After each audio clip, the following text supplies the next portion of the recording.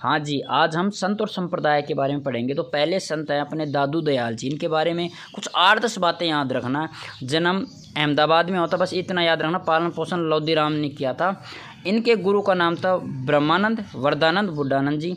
शुरुआत में कहाँ आए थे? सांभर आए थे, बाद में आमेर आए थे और नरेना जयपुर में इनकी मृत्यु हो गई थी। देख लो, ये मृत्यु हो गई थी। तो कहाँ के थे? गुजरात के थे। आए कहाँ पर हैं? अपने सांभर में आए, आमेर और नरेना, कुल मिला के अपने जयपुर के क्षेत्र में आए थे। नरेना में इन्होंने दादू पंथियों की अंतिम पीठ या मुख्य केंद्र था। क्यों नरेना में था? क्योंकि इनकी मृत्यु नरेना में हुई। तो इतना याद रखना है, नरेना में इनकी मृत्यु हुई थी। ये निर्गुण भक्ति के थे। सगुण भक्ति के जैसे मीराबाई ने कृष्ण भगवान को लेकर, निर्गुण भक्ति जिसमें कोई देवता कोई मूर्ति कुछ भी नहीं है। निर्गुण भक्ति में बुक की पूजा की जाती है, उनके पगलों की पूजा की जाती है। तो निर्गुण भक्ति में कोई एक निश्चित देवता नहीं है ना। निश्चित देवता मतलब ये नहीं कि देवता है लेकिन पहचान नहीं है उनकी। निर्गुण भक्ति में मूर्ति पूजा नहीं होती है। निर्गुण भक्ति के देखो क्या क्या प्रकार है, कोई भी चिन्ह नहीं होता है, निराकार पूजा होती है। कबीर जी निराकार थे, इसलिए ही दादू दयाल जी को क्या राजस्थान का कबीर कहा जाता। ढूंढाड़ी भाषा में उपदेश दिए। सत्संग स्थल को क्या बोला जाता है? अलख चौगान बोला जाता है। निपक आंदोलन चलाया था इन्होंने। इनके मंदिरों को दादू द्वारा कहा जाता है। तथा किसकी पूजा की जाती है? वाणी की। तो हमने 5 बात इंपॉर्टेंट है, याद रखना। दादू दयाल जी की मृत्यु कहाँ हुई थी? नरेना में हुई थी। निर्गुण भक्ति का दिया था इन्होंने। राजस्थान का कबीर कहा जाता है। ढूंढाड़ी में उपदेश दिए थे। सत्संग स्थल को अलग दरीबा या चौगान कहा जाता है।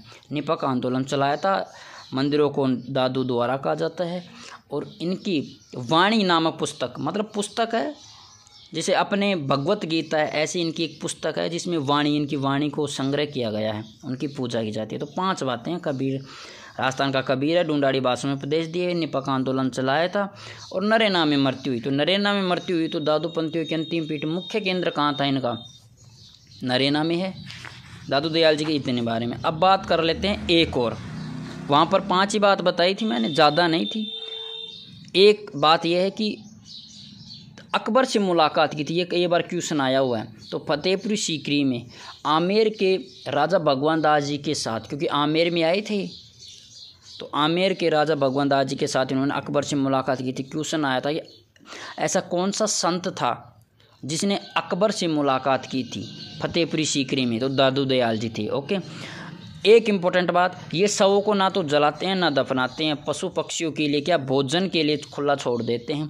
तो दादू दयाल जी जब ख़त्म हुए थे तो उनके जो शव को है ना भैरना की पहाड़ी में छोड़ा गया था पशु पक्षियों को खाने के लिए। तो याद रखना, जिसे दादू पाल का बोला जाता है या दादू खोल बोला जाता है, उस जगह को, कौन सी जगह को?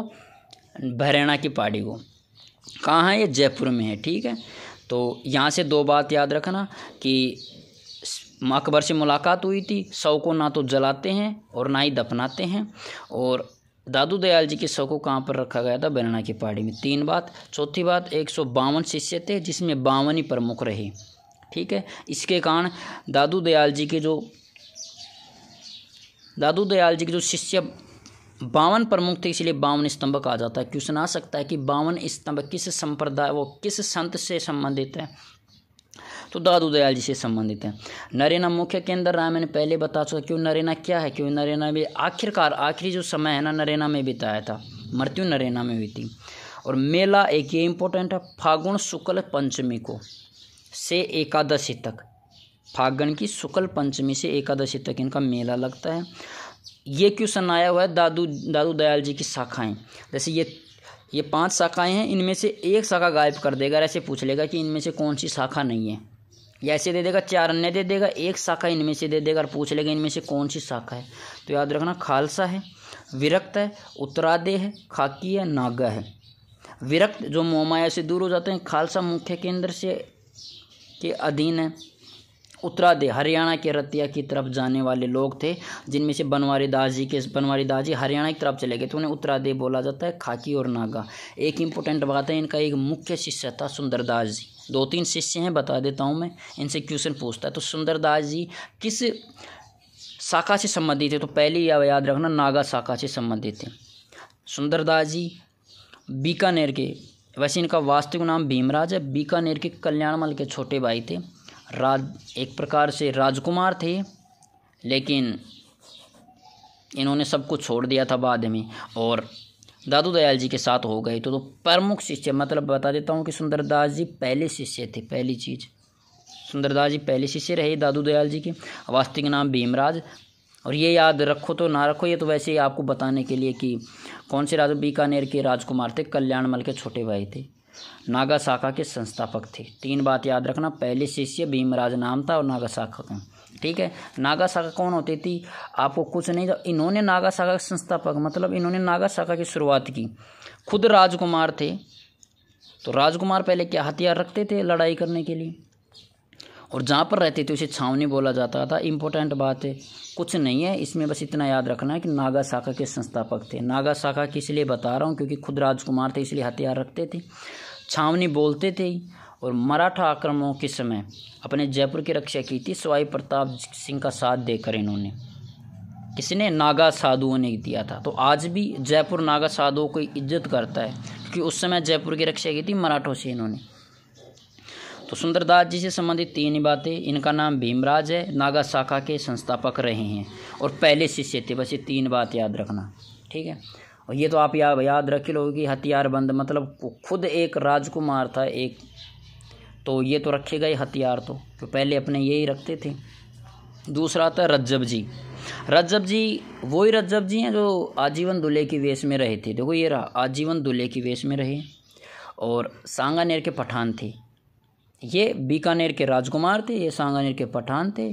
और दादू जी के उपदेश सुनकर आजीवन शादी ना करने का इन्होंने वादा किया था, तो दूल्हे की वेश में इनकी पूजा जाता है।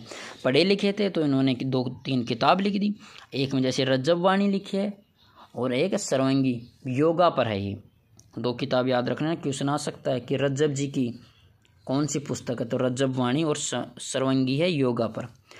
तीसरे और आखिरी थे इनके शिष्य सुंदरदास जी छोटे बोला जाता है क्योंकि सुंदरदास जी एक तो फर्स्ट हो चुके थे, दूसरे आता है सुंदरदास जी छोटे, अंतिम शिष्य थे। ये वैश्य परिवार से थे। दोबारा रिविजन करा देता हूँ, सुंदरदास जी बीकानेर के राजकुमार थे, रज्जब जी पठान थे और सुंदरदास जी छोटे ये वैश्य परिवार के थे।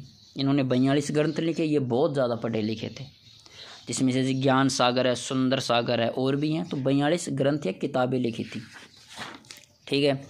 अब बता देता हूँ सुंदरदास जी के, जो सुंदरदास जी छोटे थे उनका देखो याद रखना कि जयपुर के आसपास थे दादू दयाल जी। तो जयपुर के आसपास इधर भरतपुर की साइड में दौसा है, तो एक तो दौसा में क्योंकि पास ही तो केंद्र होगा, तो सुंदरदास जी का केंद्र कहाँ है, मुख्य केंद्र गेटोलाव दौसा में है।